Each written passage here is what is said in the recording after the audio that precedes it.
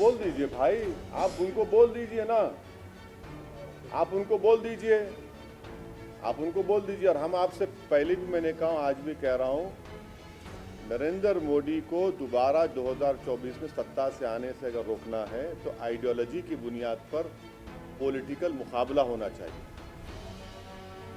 आप कौन सी आइडियोलॉजी पर मुकाबला कर रहे हैं कि जुनैद और नसीर को जो मारते हैं तो उनको एक कंपनसेशन मिलता है और किसी और को बढ़ के कंपनसेशन मिलता है? आइडियोलॉजी आपकी। अगर कोई कोर्ट से बरी हो जाता तो आप दूसरों का अपील नहीं करते, यहां अपील करती। आइडियोलॉजी आपकी। आपकी आइडियोलॉजी है कि आप प्रदेश के मुख्यमंत्री हैं और सबसे बिहार का पुराना मदरसा, 100 साल पुराना अजीजिया मदरसा, जिसमें 4,500 मैन्युस्क्रिप्ट्स, मखतूतात उर्दू में बोलते हैं, वो जल जाते हैं, तो आप में इतनी तौफीक नहीं होती कि उस जगह पर जाकर मायना करें। ये आइडियोलॉजी है आपकी। आप बीजेपी के साथ मुख्यमंत्री बन गए बिहार में, दो मर्तबा बन गए, दो मर्तबा कुलाठी मारे। आप ऐसा मुकाबला करेंगे बीजेपी से? आप महाराष्ट्र में सुबह 8 बजे मुख्यमंत्री बन जाते हैं, डिप्टी मुख्यमंत्री बन जाते हैं, फिर अचानक तलाक हो जाता है। आप इस पे आइडियोलॉजी मुकाबला करेंगे? आइडियोलॉजी पर मुकाबला होगा तो बीजेपी को रोक पाएंगे। वरना अगर आप ये बताना चाहेंगे कि नहीं, मैं उनसे बड़ा लीडर बनूंगा आइडियोलॉजी, उनकी आइडियोलॉजी में, तो फिर क्या मुकाबला होगा?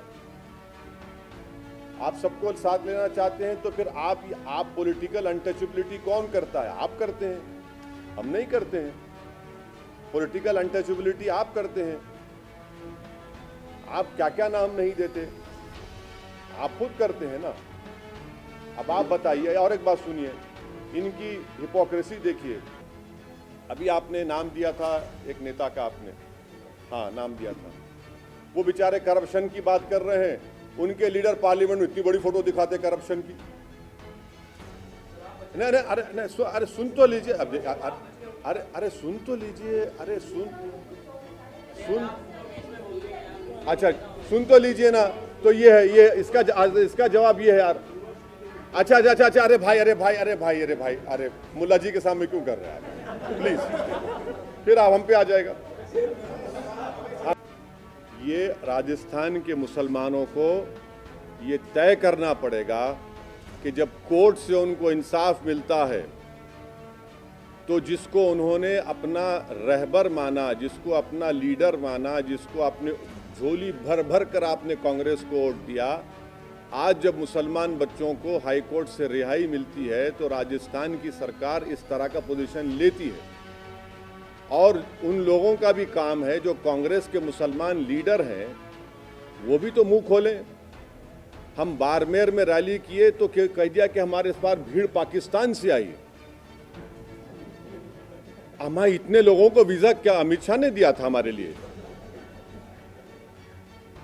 तो उनको बोलना चाहिए। और उनको बोलना चाहिए जो हमारे आज से 1 महीना पहले यहाँ पर एक कॉन्फ्रेंस किए थे, बड़े कांग्रेस के नेता आए, बड़े लोग बैठे कौम के, और इनडायरेक्टली मैसेज देकर चले गए कुछ, तो अब उनको बोलना चाहिए। और फिर हम पूछना चाह रहे हैं राजस्थान की जो रूलिंग पार्टी मुख्यमंत्री साहब से कि सर, जब ख्वाजा अजमेरी के आस्थाने पर बॉम्ब ब्लास्ट हुआ, उसमें 2 आरएसएस के वर्कर्स को कन्विक्शन आया, आप अपील क्यों नहीं किए? जब आप अपील क्यों नहीं किए? चलिए वो नहीं किए ना, चलिए उनका पेरोल कैंसिल करो। अभी आप करो ना। आपको इंसाफ से मतलब है ना, आप इंसाफ की दुहाई दे रहे हैं तो ये करो। आप नहीं करेंगे तो ये तो उन बड़े चौधरियों को बोलना चाहिए जो मुसलमानों के ठेकेदार बन के बैठते हैं, उनको बोलना चाहिए। इस पर क्या बोलेंगे? तो बोलेंगे अरे मौका नहीं है। अरे मौका परस्त तुम हो, मैं नहीं हूं। आप बोलो उस पर। अब तो नहीं बोलेंगे। हम कह रहे हैं भाई, कोर्ट ने बरी कर दिया, और कोर्ट ने क्या कहा कि इन्वेस्टिगेशन एजेंसीज ने सही इन्वेस्टिगेट नहीं किया। कोर्ट ने यह नहीं कहा कि इनको बेनिफिट ऑफ डाउट मिले, कि उसको कोर्ट ने कहा कि पुलिस ने इन्वेस्टिगेशन सही नहीं किया, उन पुलिस वालों को सस्पेंड क्यों नहीं करते आप? उनका पेंशन रोकिए, पूछिए, बुलाइए उनको। भाई आप अब चुनाव आएगा तो फिर सब लोग निकलेंगे, ये बी टीम है, वो सी टीम है, वो आया है, वो ऐसा आया है, वहां से आया है, चांद से आया है।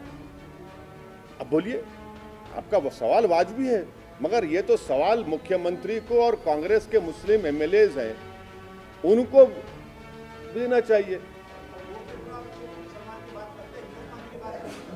तो भारत में माइनॉरिटीज एक वर्ड है जो आर्टिकल 29 और 30 में फंडामेंटल राइट के तौर पर इस्तेमाल किया गया है, और जिसको केंद्र सरकार ने माना है कि माइनॉरिटीज में मुसलमान भी है। और दूसरा ये है कि आपको खुशी होगी, मुझे भी खुशी है कि मुसलमान भारत का अव्वल दर्जे का शहरी है, और इस देश में, हमारे वतन अजीज में सबसे कमज़ोर दलित, आदिवासी और मुसलमान है। इस देश को अगर चाइना से मुकाबला करना है, सुपर पावर बनना है, तो जब तक आप 14% मुसलमान को उठाएंगे नहीं, अगर आप उसको मार्जिनलाइज करते रहेंगे, दबाते रहेंगे, उसके बच्चों को पढ़ाई नहीं पढ़ाएंगे, जेलों में डालेंगे झूठे इल्जामात में, एनकाउंटर करते रहेंगे, तो भारत ताकतवर कैसे बनेगा? इसीलिए हम लड़ रहे हैं। नहीं, अब आप देश और दुनिया की हर बड़ी खबर के लिए सब्सक्राइब करें नवतेज टीवी, और पल पल के अपडेट्स के लिए बेल आइकन को दबाना ना भूलें, क्योंकि आपकी खबरों का भरोसेमंद साथी है नवतेज टीवी।